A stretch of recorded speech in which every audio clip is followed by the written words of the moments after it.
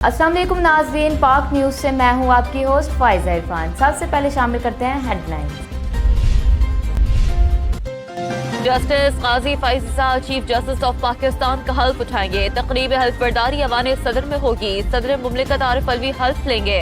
तकरीब में निगरां वज़ीर आज़म, काबीना अरकान, जजेस और वकला समेत दीगर हुक्काम शरीक होंगे।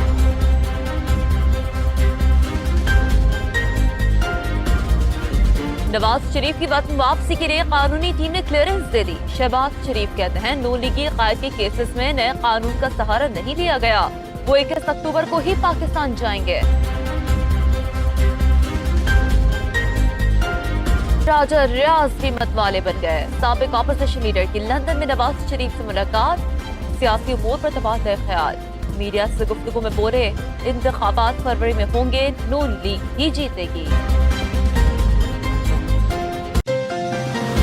कराची की जामा क्लॉथ मार्केट के करीब फैमिली को लूटने की कोशिश नाकाम। शहरी ने फायरिंग करके 2 डाकुओं को मार दिया। तीसरे की हालत तशवीशनाक।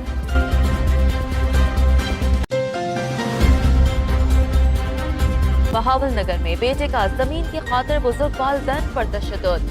सर के बाल और भवे मोड़कर घर से निकाल दिया। डीपीओ के हुक्म पर वालिदे की मुद्दइयत में मुकदमा दर्ज।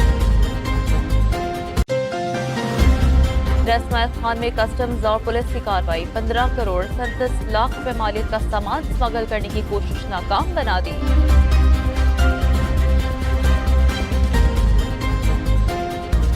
और एशियन क्रिकेट का सुल्तान कौन? फाइनल में भारत और श्रीलंका के दरमियान आज दोपहर 2:30 बजे पड़ेगा जोर का जोर। सुपर 4 मरहले के आखिरी मैच में बांग्लादेश इंडिया को शिकस्त दी थी। नाज़रीन, ये थी अब तक की ताज़ा तरीन खबरें। मज़ीद खबरें जानने के लिए हमारे साथ ही रहिएगा। देखते रहिए पाक न्यूज़, पाकिस्तान की आवाज़।